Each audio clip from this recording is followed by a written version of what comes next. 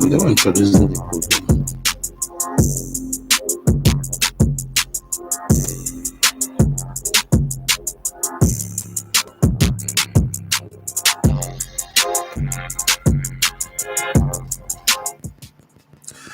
Good morning, listener, and welcome to Executive Brief on BC Radio, 88.1 FM Omahia. Don't forget that Executive Brief is simulcast on Flow 94.9 FM Omahia, Real 99.1 FM Aba, and of course, Family Love 99.9 FM Omahia. This program is designed to highlight key updates and policies of the weekly State Executive Council meetings presided over by Governor Alex Otti. And to talk to us this morning, as usual, is the Honorable Commissioner for Information, Abia State, Prince Okekano. Welcome, Honorable Commissioner. Thank you, Francis. Thank you for having me.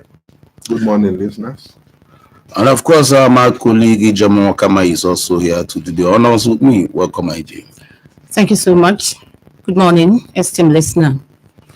I'm yours, Francis Umbani, saying welcome to Executive Brief once more.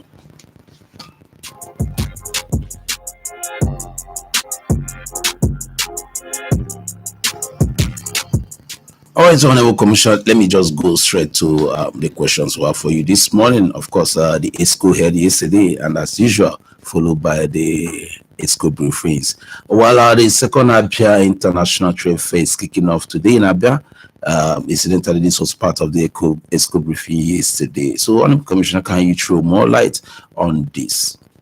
Okay, the Aba Trade Fair will officially kick off today, and the official time for kickoff is 11 a.m. this morning. But most importantly, it's a trade fair that has been designed to confirm Aba's status as the economic and commercial hub of Abia State. Is a trade fair that is designed to ensure that our SMEs and businesses display what they are capable of doing. Aba, of course, we know is into a lot of manufacturing. We have a lot of SMEs in Aba that are into designs and warehouse products. So this trade fair offers them an opportunity to come and display what they have. And from experience, people come from not just the state, people come from outside the state and even outside the country to come and look at the products they have. So it promises to be a very big event for the next 4 to 5 days that it will last. And the 17 LGAs, local government areas, have taken up stands to exhibit products that are peculiar to them. So it's going to be an all-inclusive trade fair for all those who are involved in business, in manufacturing. They will all be there to showcase what they have. Yeah. So let me use this opportunity to ask Abians to go there and see what our people are doing. We have a lot of very creative and innovative people in the state. And this trade fair is one platform that offers them the opportunity to exhibit their crafts. Yeah, thank you. Yeah. Thank you so much, Honorable Commissioner. We also gathered that on Tuesday next week, the Governor, Dr. Alex Otti, will unveil the Abia 25 years development plan. What is this 25 years development plan all about? It's a development plan that will chart the course of development for the state in the next 25 years. This is 2025, so it's a plan that is that will take us into the middle of this century. That's about 2050. Commissioner, that's a long time coming. Yeah, I'll be here then to experience it. So it's an ambitious plan by the state government to ensure that there's a roadmap that directs what the government does in terms of development. And it's a roadmap that ensures that development is not haphazardly embarked upon. It is deliberate, it is transformative. It's a roadmap that, when put in place, whether it's this government or any other government that comes after this, will follow that roadmap and ensure that Abia moves in a particular direction over a number of years. That is what developed economies have done in the past. The idea of a governor coming in and throwing overboard what his predecessor put in place and all that, it's one of the reasons we've had a stunted growth around here. But this plan is such that it will make it difficult for people to come on board and throw away what others have put in place. Rather, it will ensure that all the initial steps that have been started by this administration will be left to mature. So you come in, you take it over from where the previous government stopped, and you take it forward. So that in the next, we'll have about 3 governments to anchor this plan. After Dr. Alex Otti, there will be 2 more governments in place that will take Abia State to that 2025. And that we believe by then, if this plan is religiously applied, it will take us to that promised land. And Abia State would have been tops when compared to other states in the country. Yeah. So it is structured to rest on 6 pillars, namely people and resources, growth and stability, sustainable economy, social infrastructure and inclusion, governance and reforms, cross-sector linkages. So if you look at what His Excellency has done so far, when we got started, the governor declared a state of emergency in certain strategic areas of governance, and now followed up, with the infrastructural development. We believe that infrastructure drive development. If you have infrastructure in Aba, in Umuahia, in Ohafia, and any other town or city in the state, what that means is that you are driving development. And driving development means that you put in place an atmosphere that will encourage businesses, to thrive. And when businesses are thriving, the standard of living of the people goes high, and these people will pay IGR, through which you make your internally generated revenue, with which you now do what? Plow back and develop the state. So that's exactly what His Excellency started out doing, building up the roads in Aba, in Umuahia, in Ohafia. Then, of course, started paying salaries to workers. Then made education free to make it possible for parents, to send their wards to school, get everybody educated. So that is about people and resources. Then, of course, growth. If you grow, you need to sustain that growth over a period. If you sustain it over a period, it means you're engaged in the serious business of development. But if you go this way, this year and next year, you go down, or you fizzle out altogether, then you're not making progress.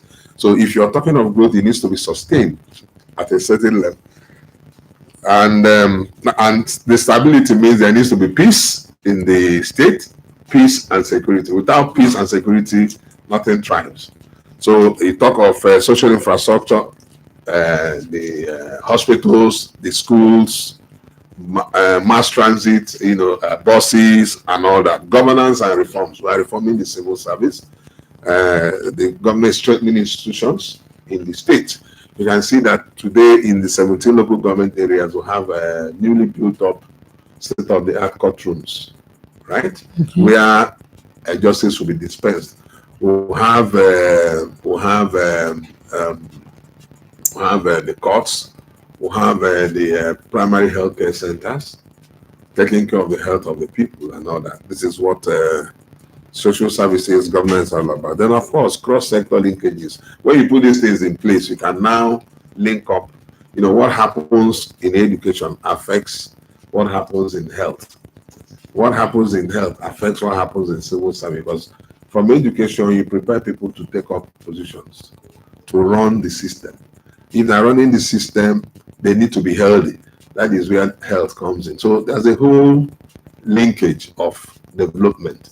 That's exactly what this government is doing. So this development plan is like taking to a higher level what is already in place by and it's been embarked upon by His Excellency. So it's a plan, the total plan that will revamp our state and will take us to higher grounds as a state. So it's something to look forward to. So on like I did say, it turns out unarguably one of the biggest signature projects of the government. You see, a lot of people count development by the number of bridges or flyovers. No, there are certain intangibles that are very, very necessary. If those intangibles are not in place, you can build bridges. You always see your time. And that reminds me of there's an analogy I used to give. There's a situation where a man was in a car. Baboons came and chased him away. Lots of baboons. So somewhere on top of the car, somewhere inside, somewhere on the bonnet. The car was there, they couldn't drive the car. But they have chased the man away. You understand? So if you build bridges, build everything, you don't have people that will run those things, that will make them operational. You always see your time. So that is what this plan is all about, to change the way we perceive development. And it's going to be very fundamental.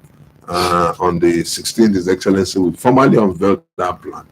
And it's what we believe that will unlock the innate potentials of the state, and it will open up Abia to global investment. Well, we have resources, but I don't think as yet we've been able to maximize the resources we are blessed with. We have a lot. We have gas in this state. We have serious gas. I won't mention where, but we know some people are targeting such things. It's strategic. We have gas, a lot of gas, and the future belongs to gas, not oil.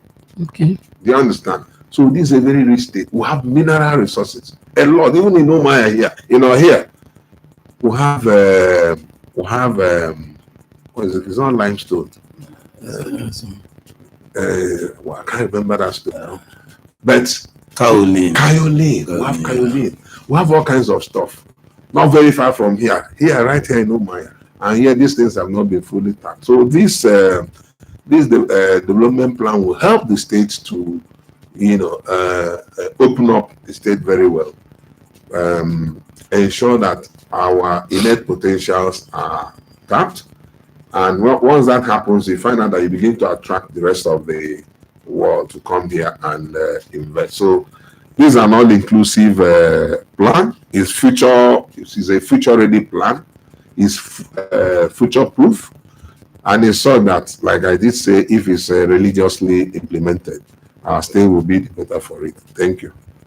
All right, Honorable Commissioner, let's look at the health sector. You did say a lot of things concerning the health sector at the school briefing yesterday, but it seems top of it is that the Abia State Global Medical Mission will hold in the state between 15th and 20th December this year.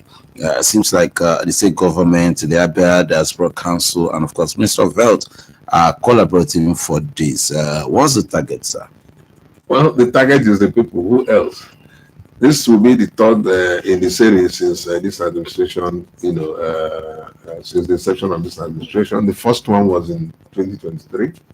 The second one was in 2024. This is the third version. And this is anchored by Abians in diaspora. We have a lot of Abians in diaspora. Most of them are, highly rated doctors. And each time they come here, by the time they go, they will have done quite a lot in terms of treating our people for all kinds of diseases, carrying out surgeries, and in the process dispensing medication to our people. I know one of the major visions of His Excellency is to create easy access, of Abia citizens to health and health facilities, make health facilities affordable. So that's the long-term vision, but in the short and medium term, we collaborate with all these people. They come in and they render this medical mission or outreach is free to our people. However, with government's support, and it has proven to be very successful. And I can tell you that in a recent study carried out by the Ministry of Health, they said that so far government has saved about 2.5 billion in healthcare costs. Giving this out to all those things because when they come, they carry out very complicated surgeries, and all kinds of surgeries. And these are surgeries, if you go to hospital to undertake them, you pay so much. So it's all looking good for us. Between the 15th and 20th, they will be in the state, and the governor will be there to receive them as usual, and the states will give them the support. All the arrangements have been put in place, and I must use this opportunity to thank our diaspora brothers and sisters who have taken it upon themselves to come every year since the inception of this government to come and render free medical services to our people.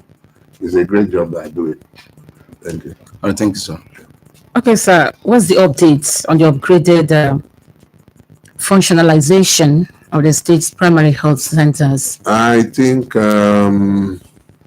about 81 of the functionalized, equipped, and renovated PSCs have been functionalized. It's one thing to renovate them. It's an entirely different thing to equip them. So after equipping them, you now functionalize. Functionalization will now entail, the meeting of personnel, right? Yeah. And equipment. So the ministry has been able to functionalize about 81 of the PSCs that have been fully renovated and equipped. There are about 102 that have been equipped, but 81 have been functionalized. So once they functionalize them, people can go there and take treatment. Okay. Yes, that's what functionalization means. And I must use this opportunity to tell Abians that these PSCs, government is installing state-of-the-art medical equipment, and the ministry takes its time to bring in the vendors to train the people who run this equipment. They are very sophisticated, best-in-class equipment. A lot of people go to our PSCs and are stunned at the sophistication of the medical equipment we have in them. And that is the standard the governor has set in the state. And it can only get better. So 81 fully equipped and functionalized. 102 have been renovated, but not functionalized. So we believe in the new year, early in the new year, the rest will be done. But be that as it may, government has gone ahead to earmark another 200 PSCs to be renovated across the state. We have 948 PSCs in the state.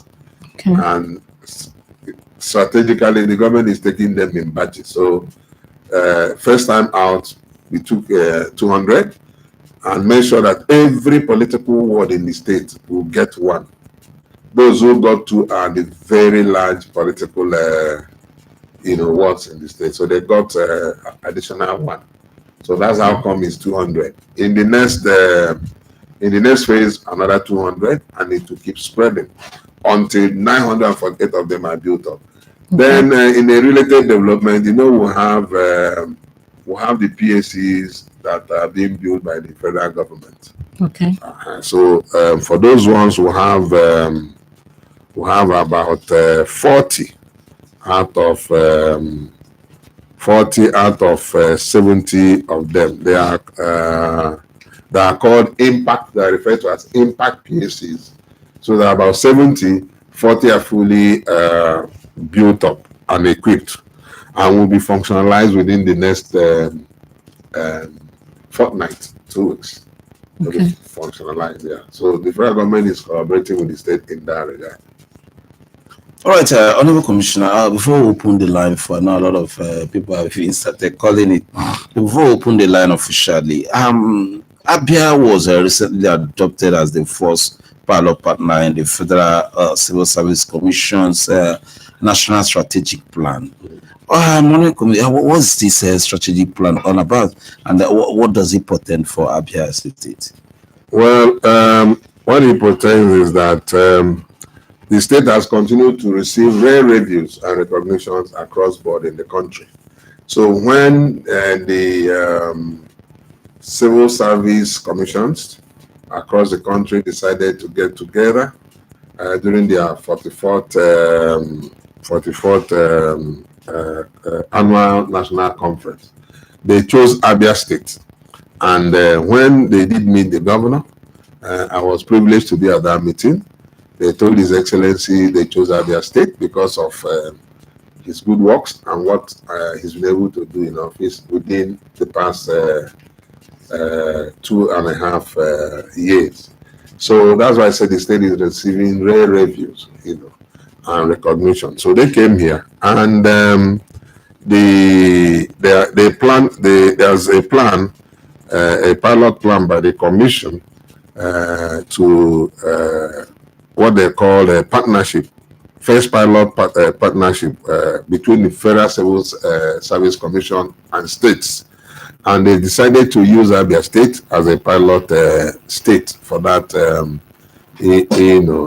strategic plan intervention. Then that plan is meant towards modernizing the civil service and its processes. Then the second thing they did was Abia State presented a memorandum, on HR, human resource management, and that memorandum was talking about good governance in relation to civil service, and the commission adopted the memorandum presented by our state and now made it a national standard, for every other state civil service commission. So what it means is that there's something nice we are doing here that others are recognizing. So it's another indication that the far-reaching reforms being embarked upon by His Excellency in the civil service of the state is bearing very positive fruits. Yeah. Okay. So I just think it's time to open the line so that I can have from others now. Maybe also text messages are also involved. Okay. As we wait for the You calls, can read out the number for them. yeah, 0814-299-1448. Anyway, to stop all these regular people. Hello, good morning. Good morning, everyone. As you connect, whenever you connect, Honorable Commissioner, good morning. Good morning, Deaconess. I can't hear you well, ma. Happy Christmas. You could sit on a list in Shia. Without Harlem, they sent an India. I didn't sign on woman government. We could have government tomorrow. Here I love you. I like the mamma that the losses. And the remember ma, all the time. Madam, don't worry. We'll get your number from the call you're making. Just make your points. All right, thank you so much. Thank you so much, Deaconess Elizabeth. Amebusia, noted. Thank you so much. All right, thank God you even have lights. Thank God you have lights. At least she mentioned that they have lights. Okay, the number to reach us is 0814-299-1448. Hello, good morning. Hello. Your name and where you're calling from. Good morning. Who am I speaking with? Good morning. Who is on the line? Hello. Go ahead. We can hear you clearly. Hello. Hello, we can hear you. All right, it appears network is affecting your call. You can call back 0814-299-1448. So honorable commissioners will wait for more calls. That the State Ministry of Agriculture will launch their agricultural dynamic database system, what's they supposed to achieve for the government? Yeah, it's a data-driven app that will enable them have data on the number of those involved in agriculture in the state, the real farmers will have in the state. And this helps very much in planning, knowing who to reach out to, knowing what parts of the state where they are, and all that. And is a dynamic database system. They call it the ABIA ADDS. So they're launching it on the cusp of the summit, technology summit, being driven by the State Ministry of Science, Technology, and Innovation.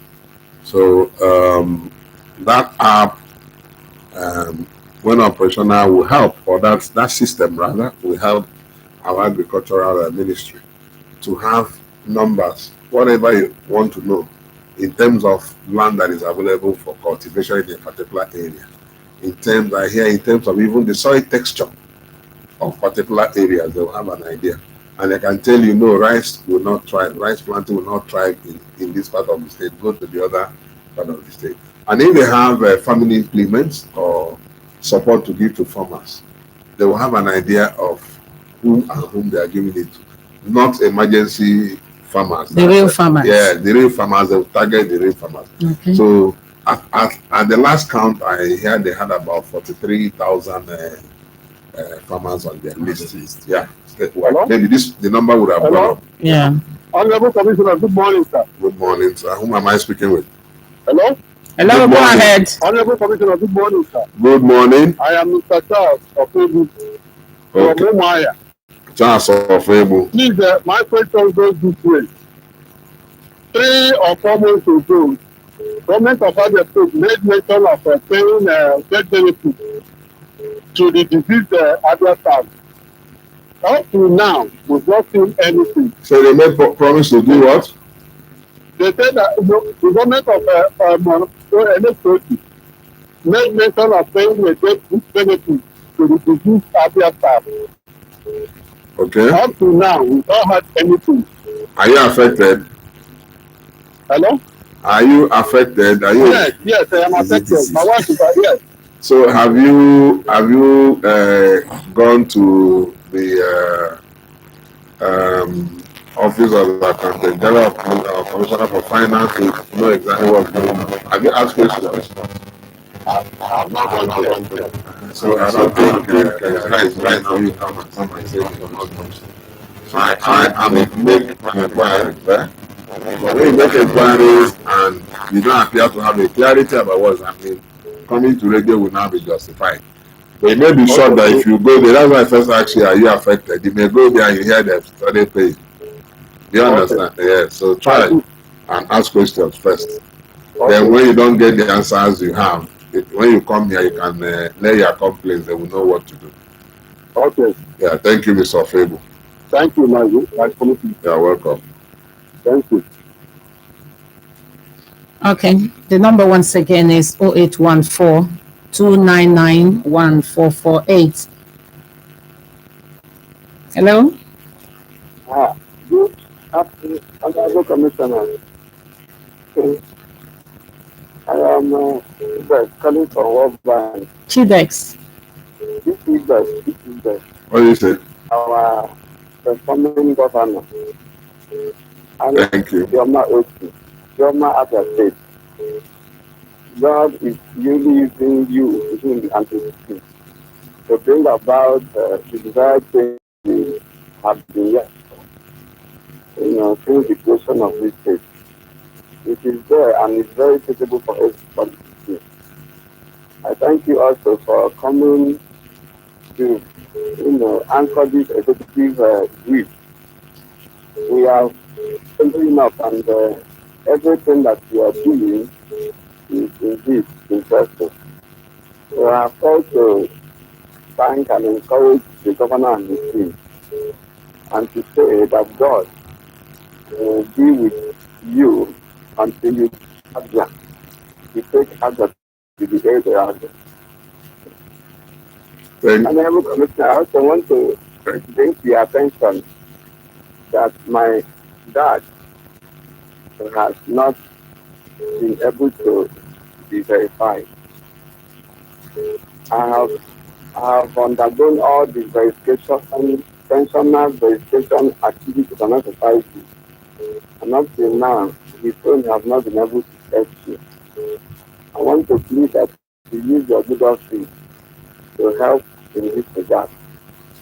Thank you. Thank you, Mr. EC. But before I accept, I look into your request. I need to answer your question, so I don't accept what I may not be able to handle. You say he has not been verified. I wonder what could have caused that, because it's quite a long time, the verification process for pensioners commence and even ended. But I ask you a question: if you're hearing me, does he get his monthly salaries? No, he has never gotten anything since the inception of this administration. No salaries, even when they paid the lump sum, the arrears, he didn't get anything. So what have you done? We attended the typical verification that was called for at the head of service office. Yeah. Then, after that typical verification and everything that was done, we also have attended, the very recent one is the one that was held at the Jack building, for which the requirements were all brought and it was really fine. So they said that we should now await communication. But nothing like that has happened, and I also followed up to the Ministry of Finance to find out whether the form, because they said the form will be transmitted from that's the officers in charge to the Ministry of Finance. I have gone there to inquire whether anything like that has happened, and there is nothing like that there already. They said until those people that verified us at that building forward transmit the form to the Ministry of Finance. Okay, your story appears a little bit long and windy. So I will advise, if you have time, you can stop by my office so that we will look into this matter very well and maybe offer you some solutions on how to move forward, Mr. EC Best. Yeah, thank you. Yeah, thank you, sir. God bless you. All right, have a nice day. Okay, you can still go ahead and call. Still have a few minutes left. 0814-299-1448. You can also send us SMS on the same line. We'll be glad to read out your SMS.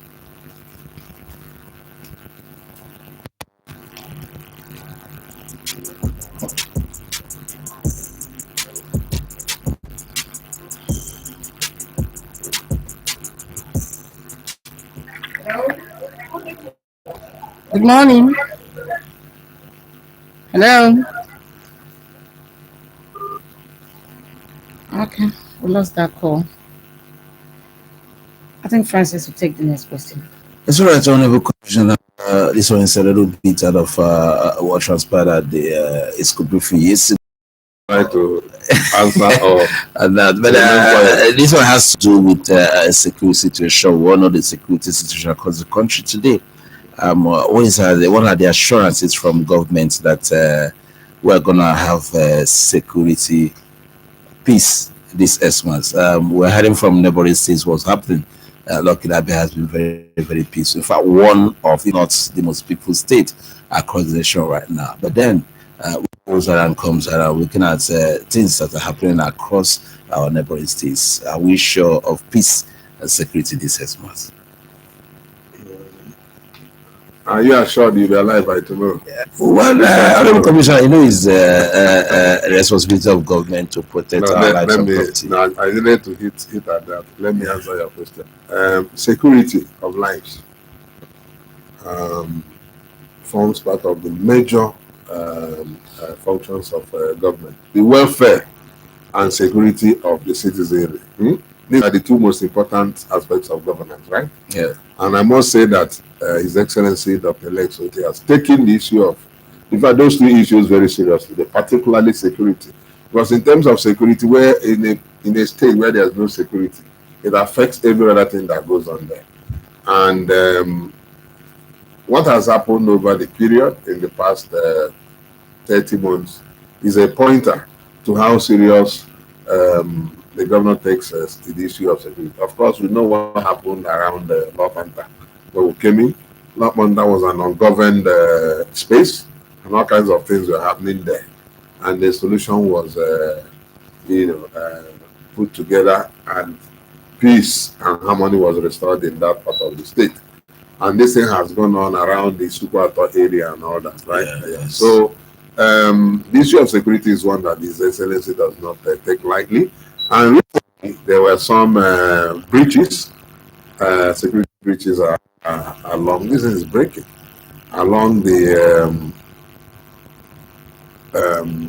Aba, Owerri. Yes, and particularly there's a notorious area where you have kidnappers and all kinds of stuff. And that is not in Abia space. Yeah. But It's in then Imo State. it's in Imo State. But then, like they will say in my native language, Yes. fine. So if something happens in Imo State, you don't look into it, very soon the thing comes in. And there's something these criminals do. They strike in one state, you chase them, they go to the next one. State, yeah. So after a while, if you cruise down here again, they come back. So that was why the state launched a joint patrol between Abia State and Imo State to address what happens on that part of that stretch. Like I did say, something has been happening in the past. It doesn't happen here. But sometimes people who report it don't report it accurately. So they say, so this time around, last week, there was an unfortunate situation whereby the governor's advance team was attacked at a particular point on that road. They were going to the airport very early in the morning and they were attacked. But the good thing is that the people who are involved, some of them have been arrested. Okay. Going by what the police commissioner in Imo State said.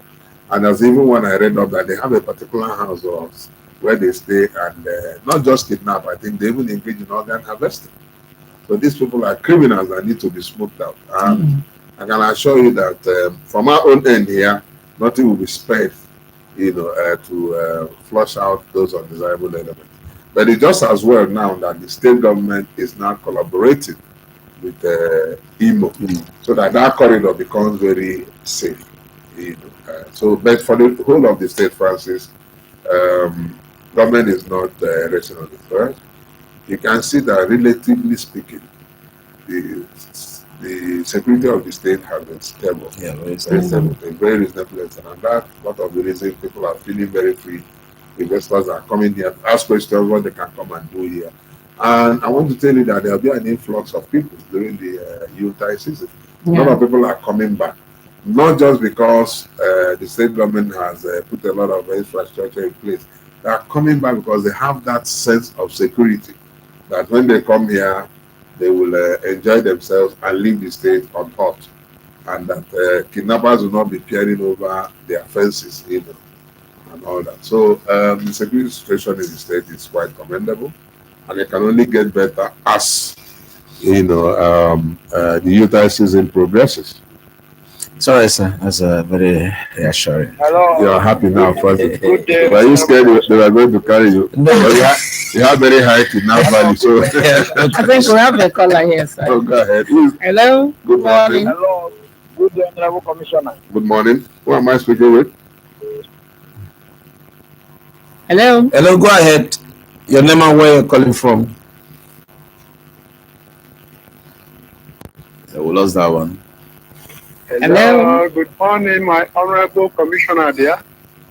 Good morning. Who is speaking? Good morning. My name is Papa Boy. Papa Boy, so good to be new. Papa what? Papa boy. Before I proceed, let me first of all thank our amiable governor for successful completion of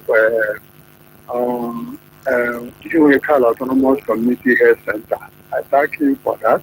Okay. Then I also use this opportunity to beg him to come as he continue the renovation of our community school here in Cal Autonomous Community.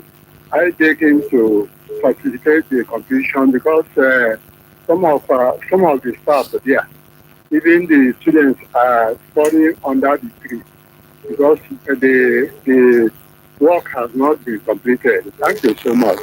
What do you call the community again? That should be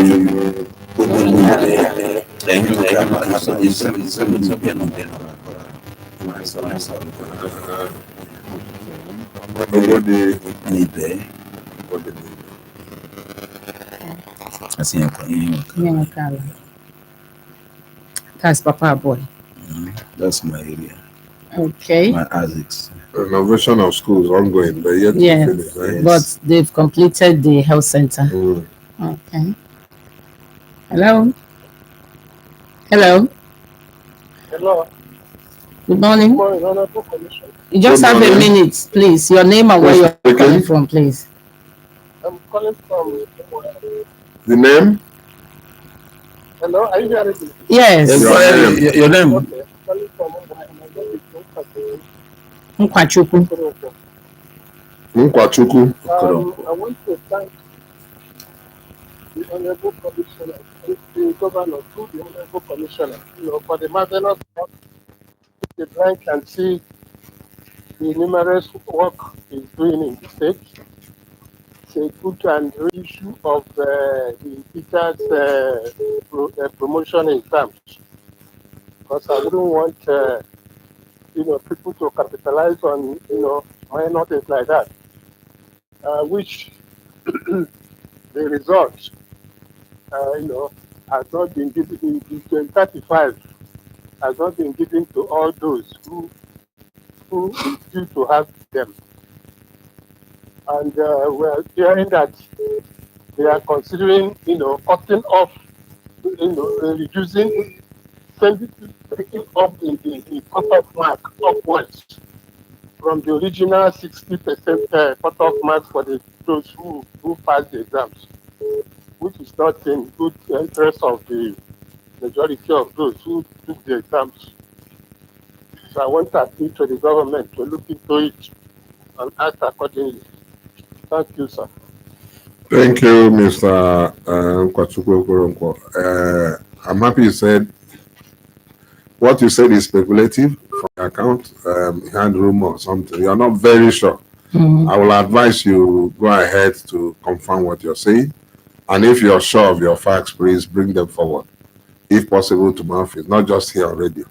Come so we can look at the facts, and if they are verifiable, then proper actions will be taken. Thank you for calling in, Mr. Okoronkwo.